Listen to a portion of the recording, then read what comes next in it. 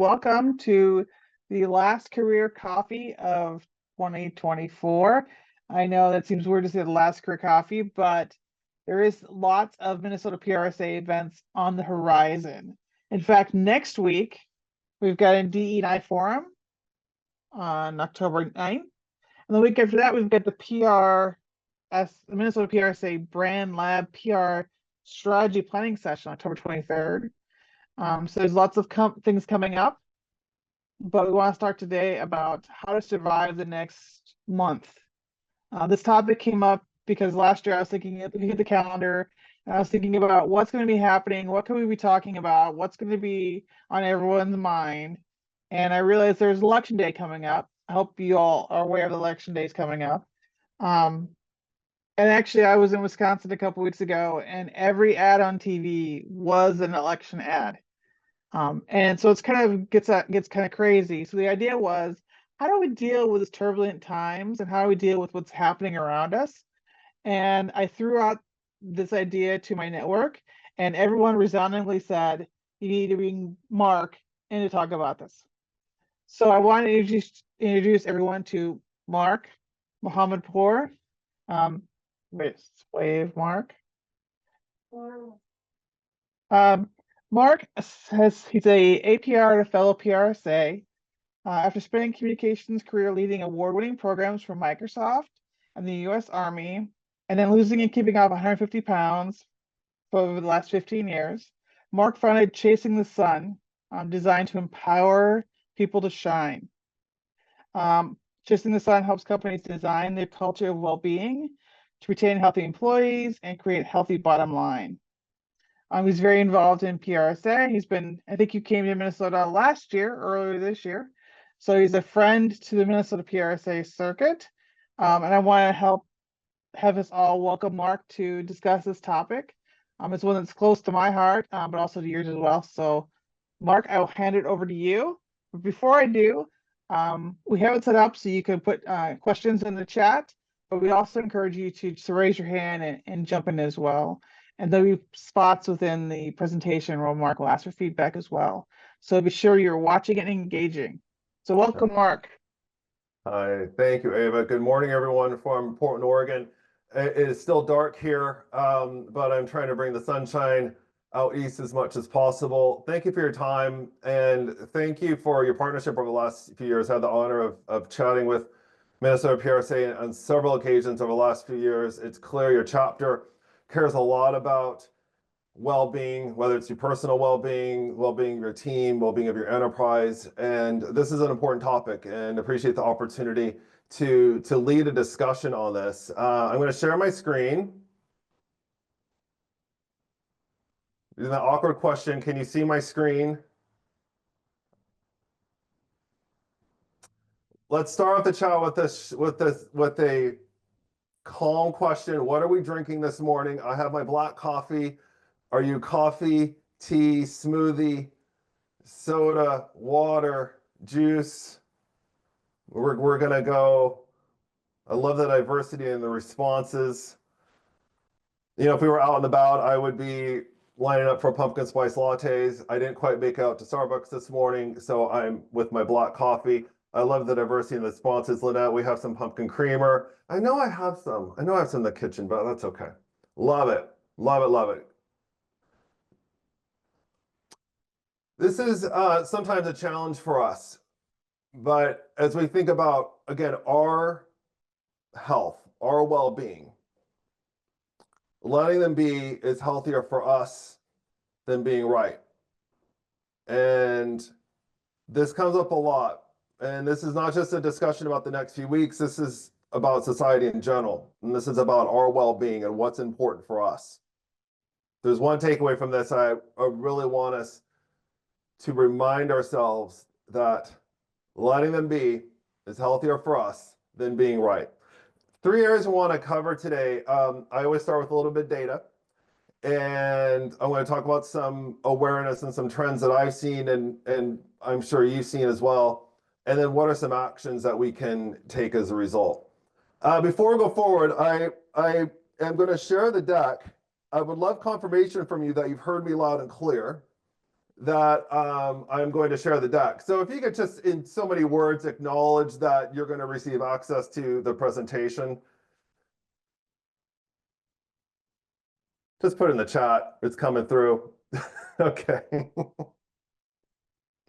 There's going to be a few instances in this next 50 minutes or so that I'm going to share some resources as well. And at the end, I'm going to have a QR code. We'll love your feedback, your thoughts. That will take you to a landing page where you can download the presentation and access those additional materials. So David Pogue, who was the technology columnist for the New York Times, now is a contributor for CBS Sunday Morning, had a great 3-minute segment on CBS Sunday Morning. It was about 3 weeks ago. It was the whole episode was dedicated to the election. I thought they did a really good job of some balanced stories, but this particular segment, I really appreciated from David. He showed some data around what Americans find in common, and I thought it was really important. I'll have a link to that so you can access it. The entire episode is good. I'm sure you can find it on cbs.com. I'm sure it's available. But we like tipping our servers. We keep our phones close to each other. We like to decorate for the holidays, watch fireworks. There are a number of other data points that David references, and I think it's important that we need to start with acknowledging what's in common versus what's different. But go deeper, a little bit of data. This is from Littler. Employers are concerned with managing divisive political and social beliefs. And we know that this has heightened significantly over the last few years. There are a number of CEOs that are very public about how they feel about politics and social issues. There are people who counsel these executives not to engage. There are people who consult with executives to engage.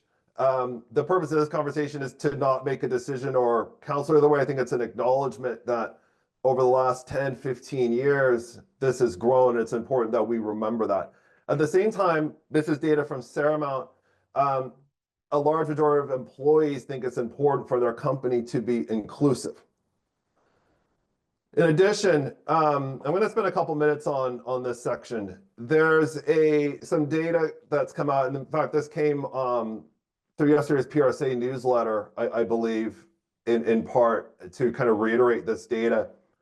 There's a large percentage of hiring managers who believe people who are Generation Z have a, quote, lack of work ethic. And I have an issue with this data point and what this means for society. These are 4 magazine covers. This one from New York Magazine is on the upper left from the 1970s. This from the upper right is from 1990. This in the lower left is from, I believe, 2012. And this from Maclean's book in Canada. I believe this is from 2022.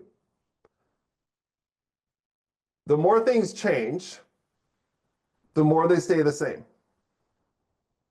The perception of up-and-coming generations and the words that we use to describe haven't changed that much. And as we examine articles such as this, and I'm not including the byline, the writing here in this, but I want us to remind ourselves that when we're chatting about particular generations and we're using these phrases like slow quitting, wage theft, and we're attributing to a particular generation, that when we talk about civility and we talk about treating each other and we're compartmentalizing when generations, this has a real ripple effect. And I want to remind ourselves that while there's some data that might point to a particular generation, these are societal topics. So what we know, they're more similar than we are different. It's a tricky balance for our employees and employers. And there's a perception gap between generations, and we forget what's been talked about in the past, and we're very focused on the here and now. So I want to take a pause, and I'm going to take a couple pauses throughout this discussion. Would love to get your thoughts and reactions about these data points and your own observations. I'm playing a role in facilitating this discussion. It's an honor to, but I would love to hear your thoughts about what we just shared. And you can either speak up. I think we have a good number where we can have people engage in real time or through the chat.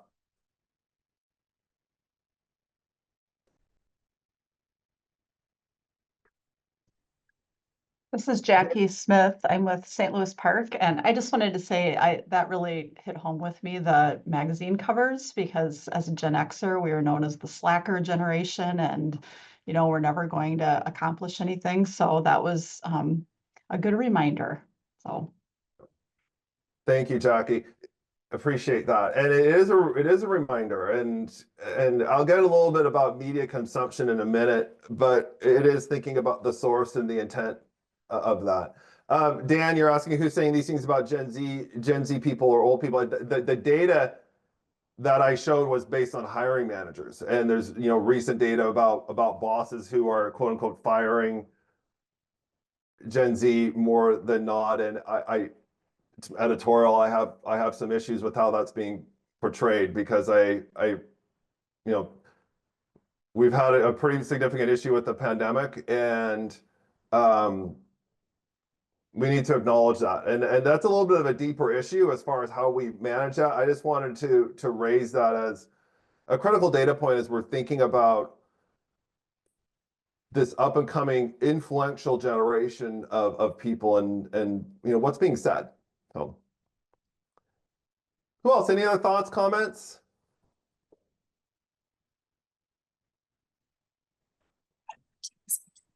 Absolutely agree. We need to be careful when we're talking about other generations. And I appreciate being Gen X, where we just get to eat the popcorn and watch the others.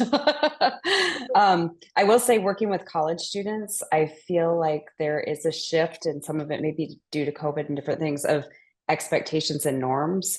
And I think trying to understand what's behind that. Does that mean that they're lazy or don't work hard, or are there some good things there? So I do feel I'm desperately trying to understand this shift. It does seem like something's different, and I've been talking to students, and it doesn't go across the board, but I think I like that you've acknowledged we need to be careful, not to just make assumptions and not understand what's going on and how we work best together. Yeah, thank you. And Jenny, your question was have to do with civility. This is a common theme that we have seen in how we're working with one another, not just as we think about political divide, but how we're thinking generations, and want to raise this as a recent data point and acknowledge that. So that's why I'm bringing that to the forefront, and along with a number of other data points. So appreciate the question. That's why I'm posing that here. Any other thoughts?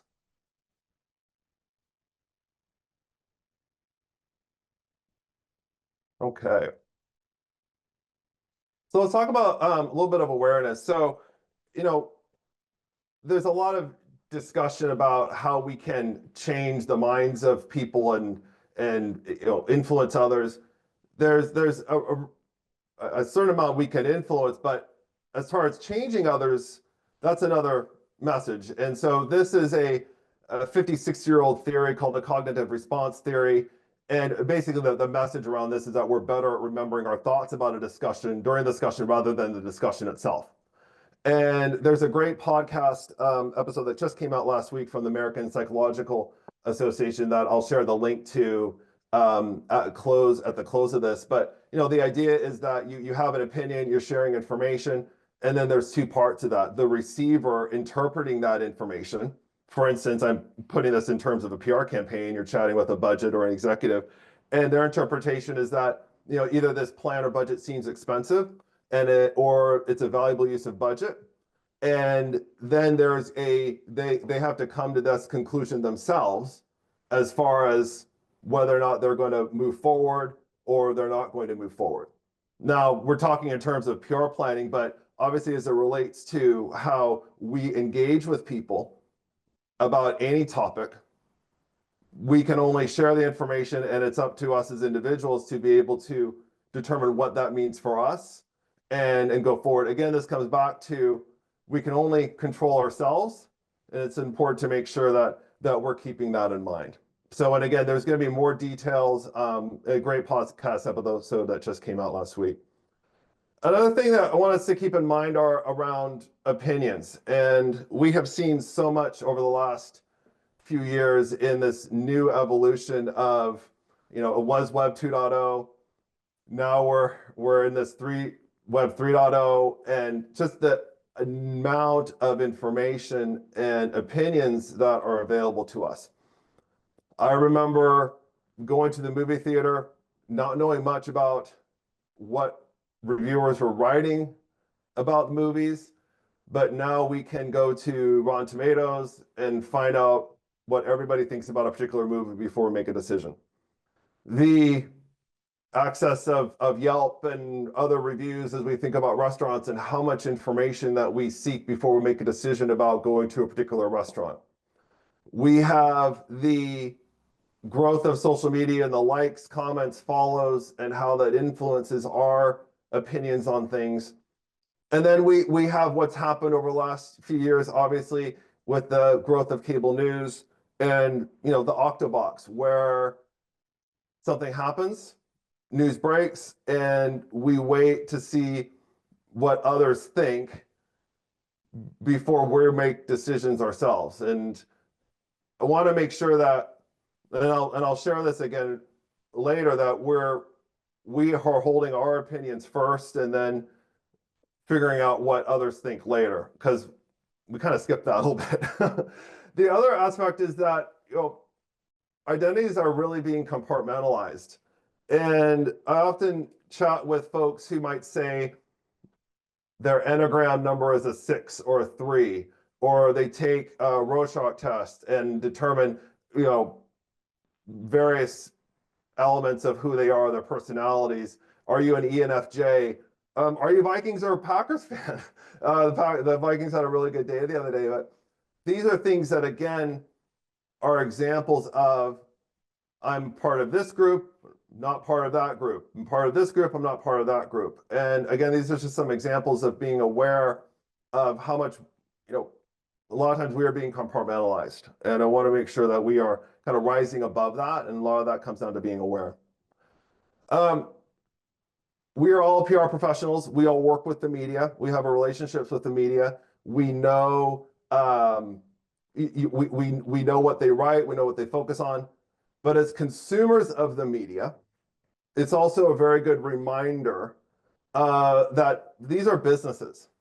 And I realize that we know this, but I want, as a reminder, to acknowledge that the CNNs of the world, Fox News, MSNBC, these are part of gigantic media conglomerates, and they're public, and the decisions on how they market themselves and how they talk about media and how they position stories is primarily for profit, for shareholders.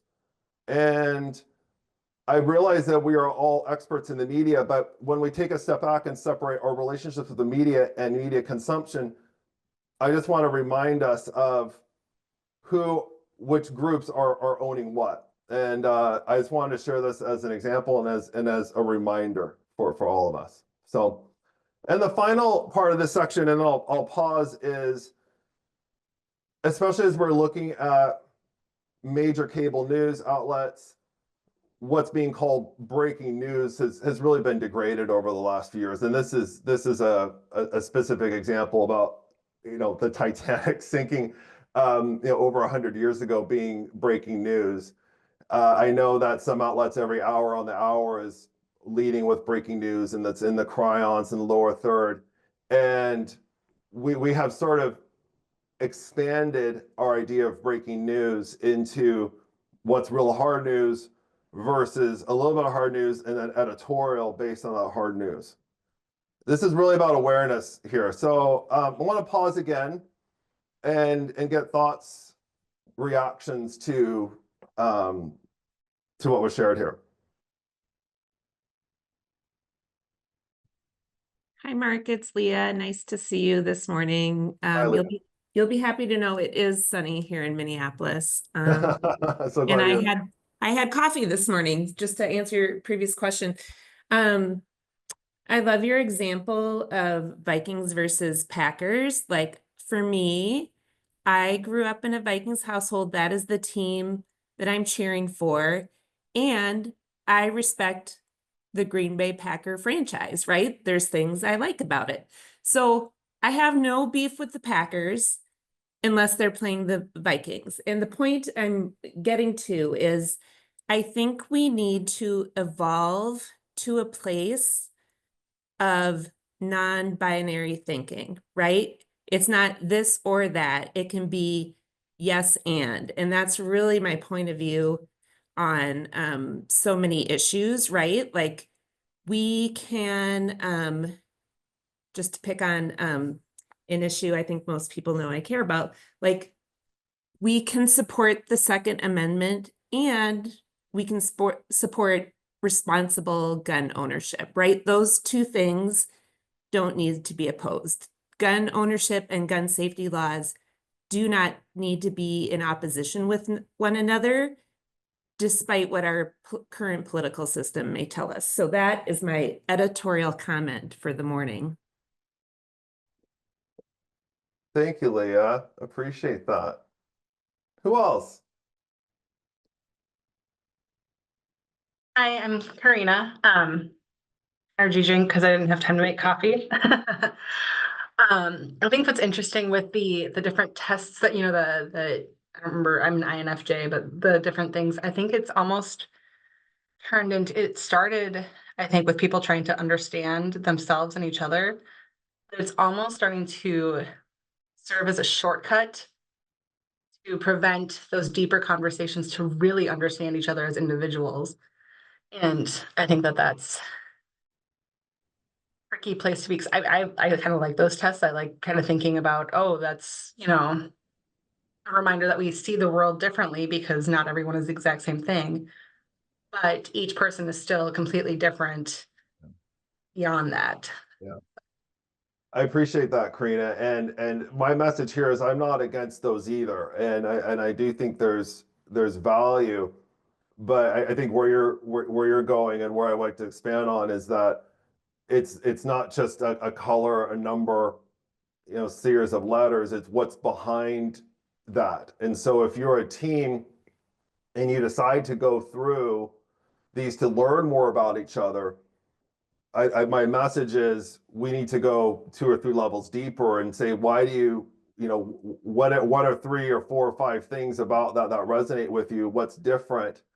And then there you'll be able to have some commonalities around whether it's your work team or your friends or others. And I think the other part of this is that when you take those tests, and it could vary on the time of day, it could, time of year. And so coming back to those things, and do you get consistent answers and, and things like that? What are those common themes? So it's important to learn about each other, and I completely agree. It just want to make sure that we're reminding ourselves that when we do that we set an asterisk and we kind of go deeper and how do we connect with others as a result. So thank you. Who else?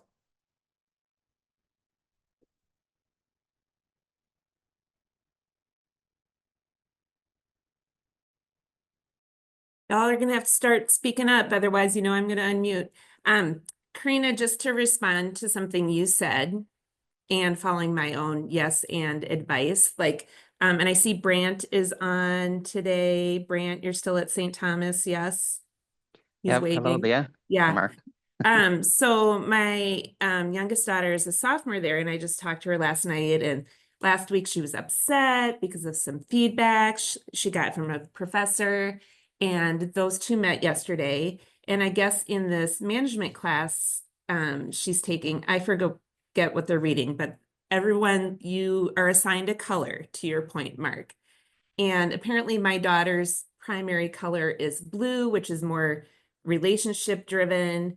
Her professor's is green, which is something else, data, or I don't know what. So I agree that we need to go deeper, and I also think it can help accelerate understanding, right? Like it's a shortcut because we're all pressed for time. Sometimes it just gives us like a jump start into understanding one another. But I agree, Karina, we have to go deeper, but I think it can be a helpful tool as well. Oh, absolutely. Thank you, Leah. Anybody else?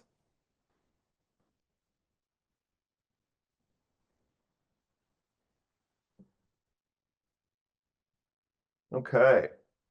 So let's talk about a few actions that we can do.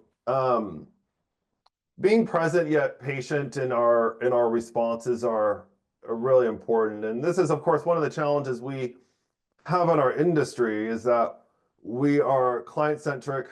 We want to do everything that we can to respond to our internal, external clients as quick as we can. But it's important that we take a deep breath. And when we're in person and we're perhaps having a challenging conversation, that we count to 3, that we give ourselves that time to think. If we're using a collaboration app, or if we're using Slack and we're getting a difficult message, let's take 3 minutes, get up, walk around, and then determine what the next step is. And that might be responding in the app. That might be picking up the phone and having a real-time conversation. That might be recommending to schedule a call. It's just making sure, again, that you're taking that beat. And then when, there's difficult emails or more asynchronous communication, that we are giving ourselves opportunity to sit on that for 30 minutes or even overnight. We might want to draft a response, sit on it, see how we feel in the morning, and adjust as needed. So I just want to make sure that we are giving ourselves the opportunity to slow down when we're having to either respond to a difficult inquiry, or when we have a negative reaction or a difficult reaction to somebody that we're taking a little bit of time. Speaking of real-time conversations, again, and this is of course very challenging. Leah was just talking about how busy we all are, and completely get that. We seem to be very good about multitasking, and we tell ourselves that we're really good at it. Unfortunately, when it comes to real-time conversations, the more that we can give our full attention, whether we're in person or virtually, the better it's going to be for the receiver, so that we can make sure that we are seeing their body language, that we're focusing on their tone, and they show that we care. We're parroting the message back to them so that both sides are crystal clear on what it is that what's being communicated, and then addressing incivility promptly. And whether that's working with HR and various policies, and if you see various issues, or if this is more of a personal issue, and acknowledging and saying, hey, I don't feel right about this, and going deeper as to why. I realize this is a challenge as PR professionals, having to constantly be watching the news, but I do want us, as a consumer of news, as a consumer of information, a few things to think about. How much are we auditing our newsletters? And how much are we focusing on hard news versus editorial? And we think about editorial and the opportunity to listen on cable news and read Reddit and follow particular social media channels and get their reaction. Back to what I was saying before about Rotten Tomatoes and like that, what does that have to do with all this? Well, this has to do with getting back to, what do I think first? Before we go to the Octobox, before we go to the Reddit thread, before we follow folks, what do we really think about this particular issue? I want to make sure that we're doing all that we can to embrace what we know, what our values are, what we care about.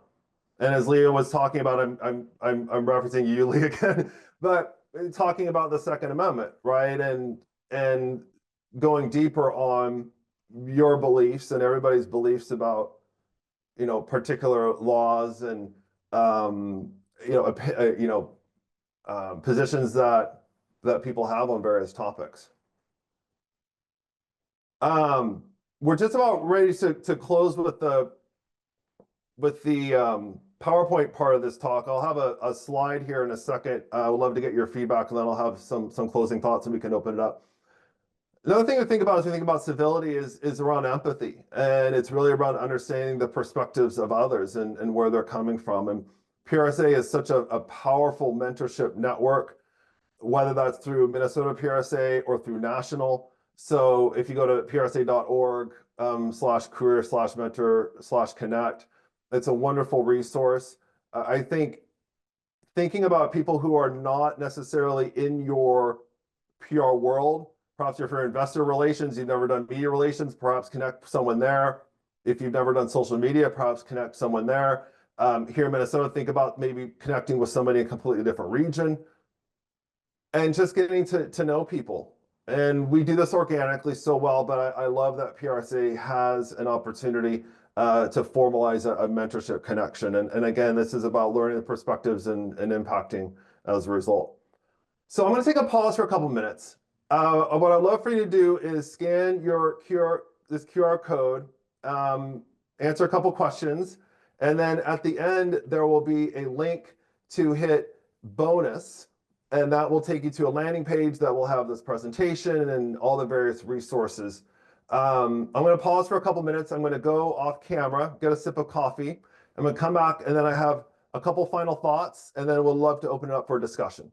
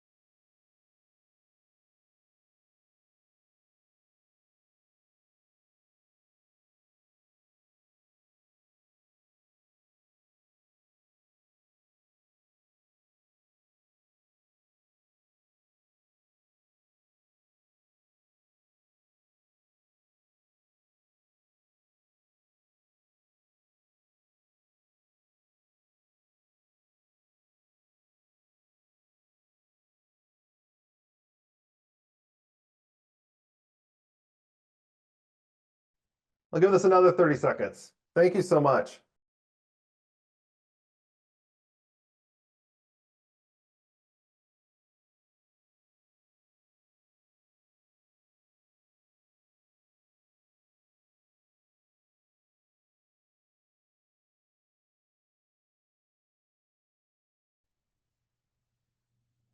Okay, thank you so much for your time. I just want to close that as much as we speak about what's different and how to overcome civility and some tips we can immediately implement, I think it's also important to thank those who are being civil, who are being respectful, and to acknowledge that. So when you see it out there and you see people being kind, you see people being inclusive, you see people being thoughtful, share it with them. Share it with them in the coming weeks and months. This is an isolating time. It's a divisive time. When we were chatting about this with Ava, we were chatting about what the next 4 or 5 weeks looks like. But this is really beyond a particular cycle or point in time. And so I just want to remind ourselves and empower us to do that. We'll love to see you in the chat or share as part of a discussion. What's your one takeaway today? And I'll close this out saying again, we're more alike than different. And I just appreciate your time and engagement throughout. And I would like to open it up as we have a few minutes left to get thoughts, reactions, questions from the group.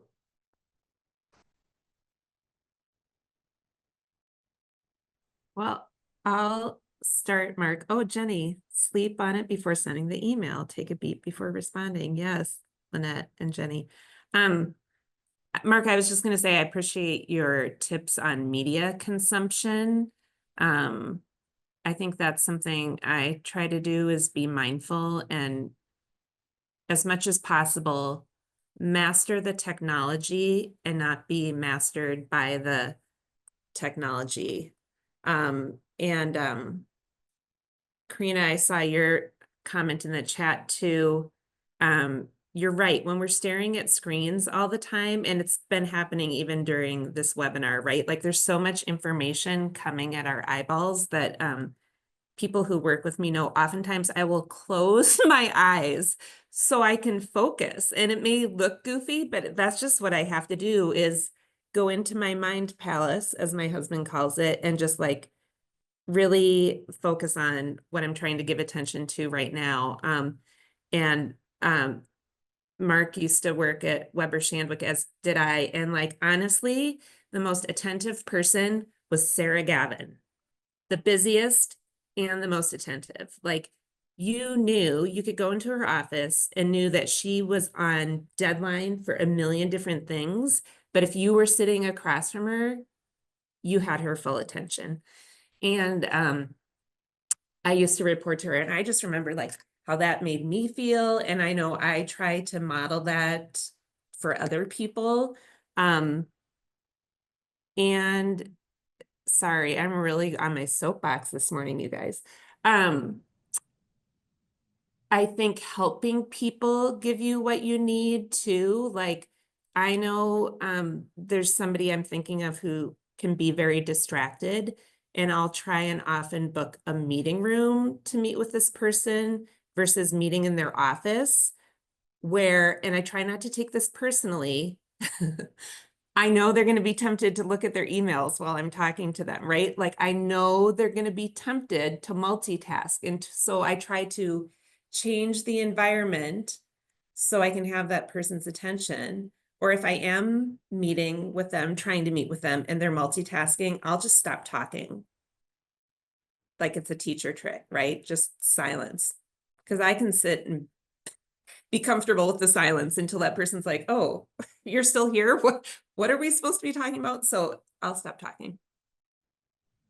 No, I'm capturing everything that you're saying, and you're absolutely right about Sarah. Just an incredible leader and someone to to model after. And I think just a reminder that, and this is very sort of meta given our industry, but the most important part of humanity and society, and especially the professional is the people, right? The people always over the deadlines, over the task lists. And look, I got somebody saying, Mark, if I don't do the task list, I don't make money. And I understand that, but I think the mindset of who's in front of you, what are the conversations, that always has to be thought about in context of everything else. And so I just appreciate that. Thank you. Who else? Can we, Mark, can we talk a little bit about remote work? Because I see it as just a dehumanizing factor that compounds what we're talking about today. Yeah, absolutely. Say more.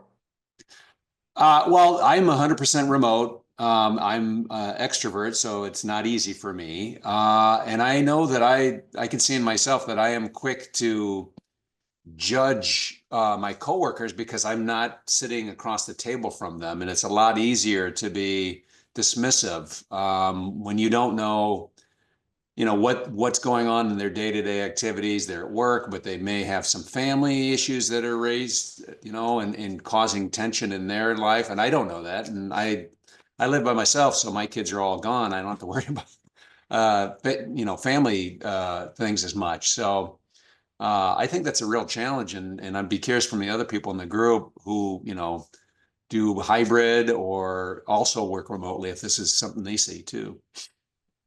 Dan, that's a great point. I definitely have my thoughts, but would love to open up to the group to hear their reactions. Eva, I want to acknowledge that I think you were trying to say something too, but Dan, just to respond for a minute, again, sorry to reference another Weber Shandwick example, but I worked there for 15 years. So Mark, I don't know if you ever worked with Jenny Myers, but I think her husband's job, she used to work in Minneapolis. I think her husband's job took them to Illinois. And this was before like remote work was really a thing. And Jenny was so good about, and I know there's some youngsters on here, Dane, I'm gonna call you out. Thank you for being here. But like Jenny would pick up the phone and call. And like she said to me, like, I think it's really important to demonstrate that like I'm in a different state, but I'm still engaged. I'm still here and accountable and all those things. And so I try to do that. It probably annoys my younger colleagues. So I do try to be a little respectful, right? Like if I see your bubbles green on Teams, I will call you. If it's yellow, I'll probably just type you a message, or red or whatever, because I'm like, oh, they're busy.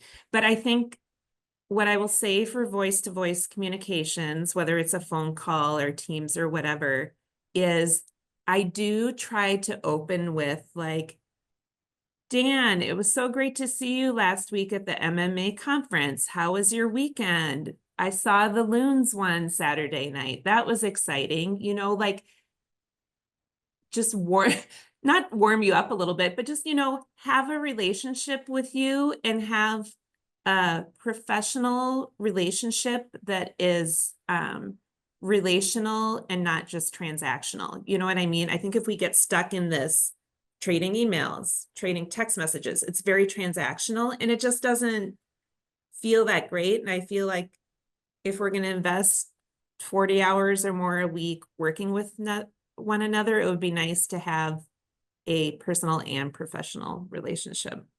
So that's my remote work tip, is call people or have a virtual meeting with them. And it's okay to talk about things that are not work related, in my opinion. Absolutely. I would jump in there, Leah, and say that, just to jump on that, but I think everything's become more transactional online. Like I don't like in the agency life, everything's 0.25 or whatever. And it becomes like, how much can I get done fast enough to get it through the budget or whatever? And I think it's easy when you're online, Dan, to just say, let's get to it and that's it. No soft talk. I think we need to maybe invest in the soft talk. But my point I was going to make earlier was that sometimes it's okay if you're overwhelmed to say you're overwhelmed. I can't, let me get back to you and deal with you this situation after I get through what I'm overwhelmed with. I think we're more often tend to want to just hold everything off and not say that we're overwhelmed, and then we explode. And we don't want that to happen. So I think to be able to say, hey, I've got other stuff happening right now. Can I get back to you in 5 minutes? Instead of having to make a decision right then and there. It goes to that waiting 5 minutes to send the email. But yeah, and I also want to say about the call thing. I actually know someone who I didn't think was that much different in my age, but her generation, she says it all the time, I'd rather send an email than call somebody. I don't want to talk on the phone. So I think it's also important to know what their preference is, because some people do not like the phone, like will not talk on it whatsoever. And I know that my kids are like that. They will text me, but they will not call me. So it's something to think about. Yeah. Jake Thank you, just put in Ava. the I chat. think, I appreciate all this and want to continue. I do want to make sure that clear how this is all impacted around civility, because my main message here is getting to the root causes of some of these issues, and a lot of this comes down to communication, right? Whether it's in our personal and professional life, and these are some examples of that. So if you're asking what this have to do with civility, this is really getting to the root of a number of scenarios that we are all a part of, that if we don't handle early on can cause ripple effects and cause some incivility, whether we're calling each other names or threatening, or however you want to define that within your particular scenario. These are some examples of where that leads to. So thank you, Ava. Anybody else?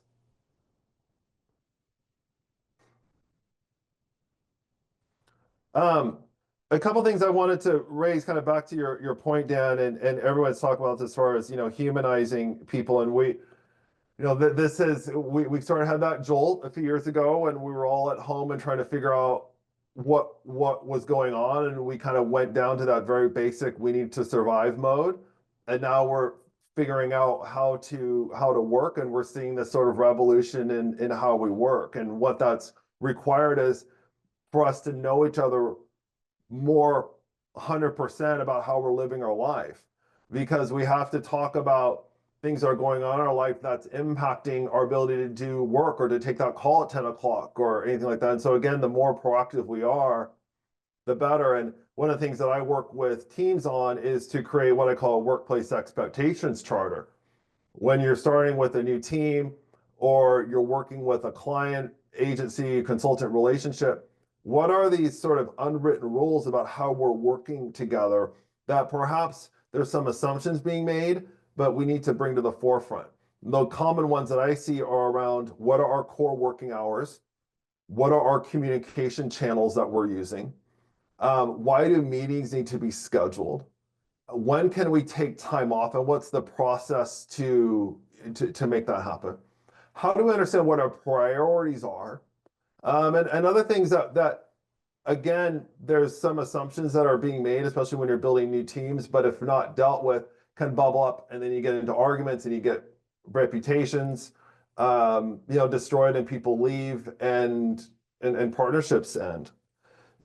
So that's one recommendation. The other thing I want to raise around kind of the transactional stuff and also the trust is that, the more that we as a society, and I don't have to share this with this group because I know that you all live and breathe this, but I do want to share that the more in our society that we think about our relationships with our colleagues, those that we're managing, our managers, as people first, as people who are good, as people who want to preserve a good reputation and are coming into a new remote job where we not see them, but they want to do their best because they want to uphold their reputation and come from that vantage point versus we're going to start you on a trial period. You have to prove your worth to me. You have to prove your value to me. And then maybe after 3 months, if you've earned my trust, then, we can hire you or I'll respect you like a peer or whatever.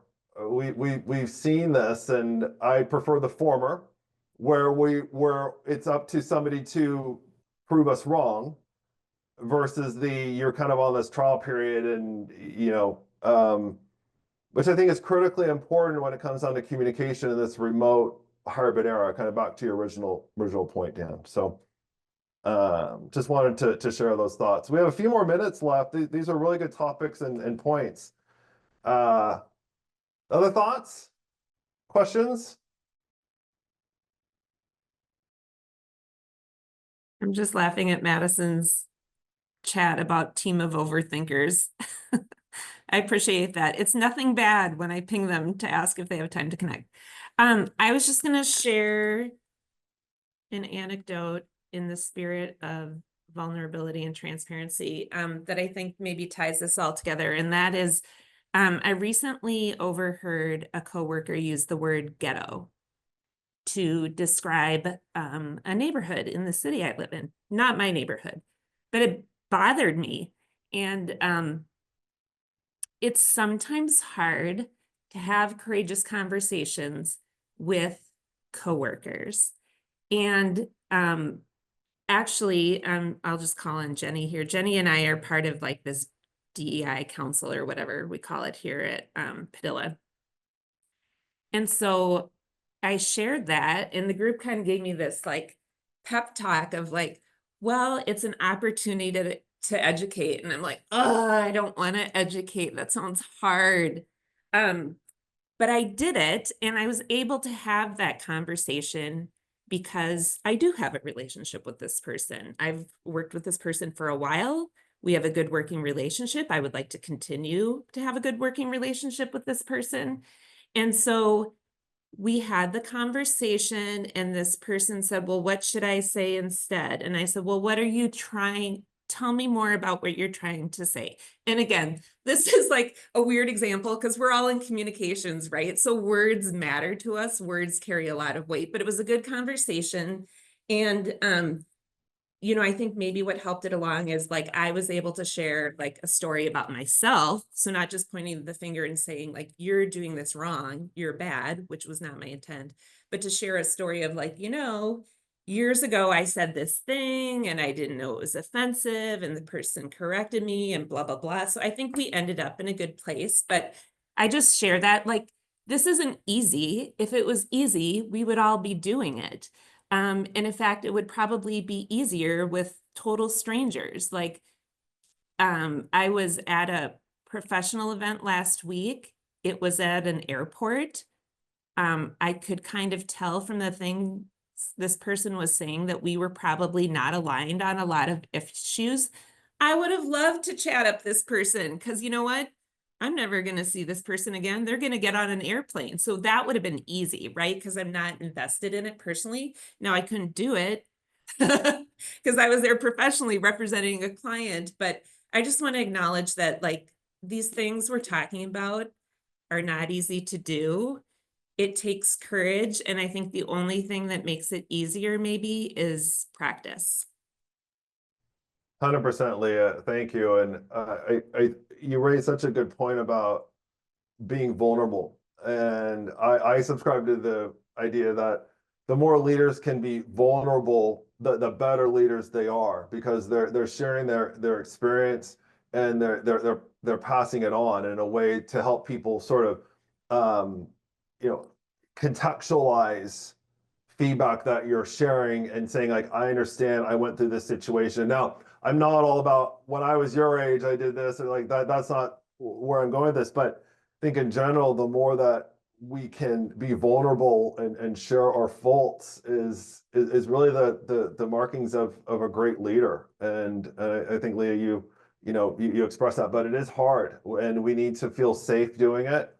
We need to feel, but we also need to feel like we're empowered to do that and come from a place of asking questions and just being curious about why that was used, not being necessarily confrontational, not necessarily naming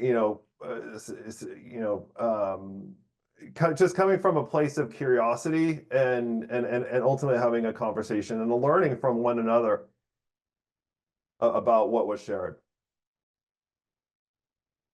Thank you, Leah. Anybody else? This has been really good.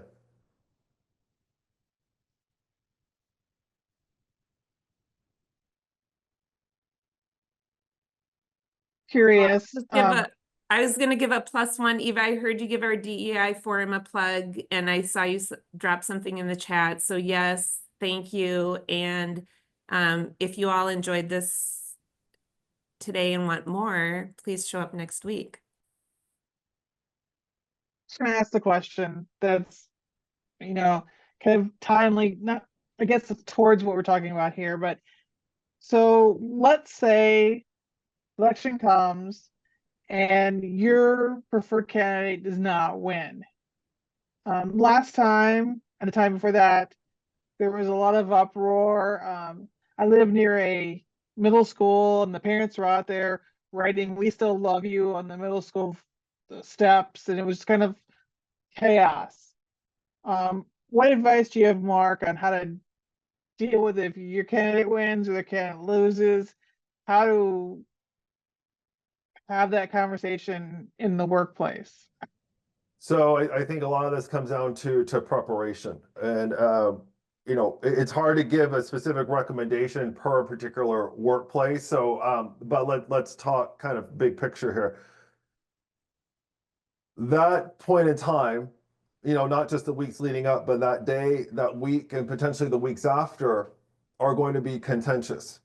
And so I think one of the first things we need to do is make sure that we're communicating and over communicating expectations around that day and week.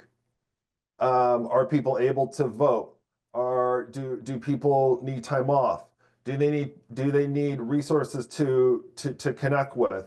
And that's where we as leaders need to partner with HR and make sure that we're communicating ERP programs. If you have particular resource groups that you're communicating with them, and then that you're being proactive in setting those points in time throughout that week and in the coming months, in order to give people the space to be able to respond as they appropriately need. And I think as part of that also is connecting with your clients, your executives on expectations. There are going to be some people, and I've seen this, who are very heads down, no matter what's going on, are going to be able to focus on their work. Some of those people might expect that same approach with others. And my response is related to all this, the more that we can talk about this now in the coming weeks and ensure that there's clarity around those expectations, no matter what the result is, the better it's going to be for all parties, because some people know how they're going to react already and some people do not. But being aware of that is going to be really key. So that's how I would respond. And obviously we need to be tailored to every workplace situation, but I think it's a really good question. I'd love to jump in here, Mark.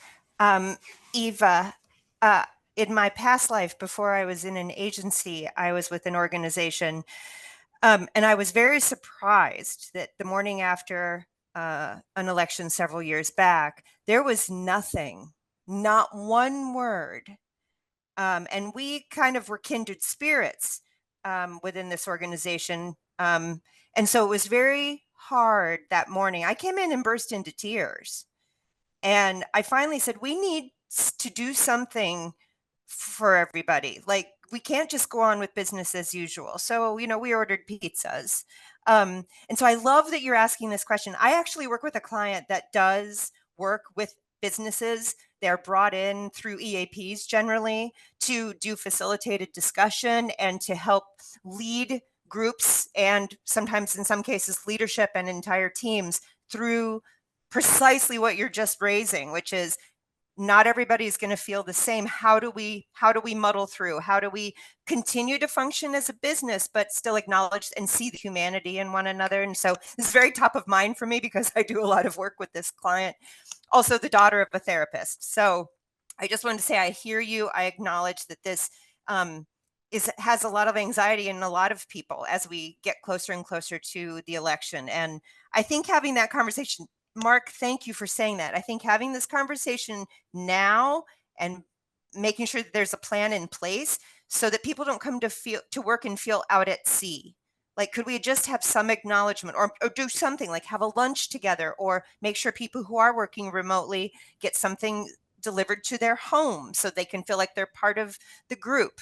But I just wanted to say, this is very, very much part of my daily life, both personally and in my work, because I'm working with clients that are in this space too. So thank you for bringing this up.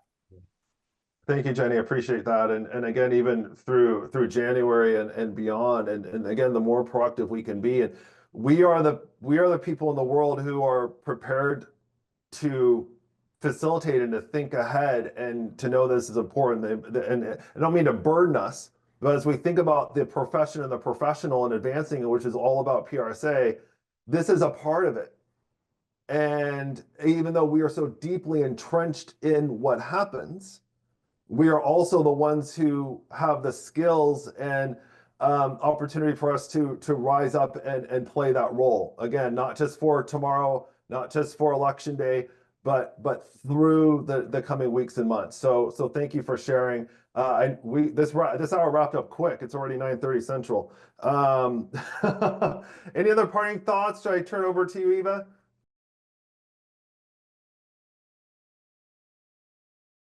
I think this discussion could go on for quite a while longer.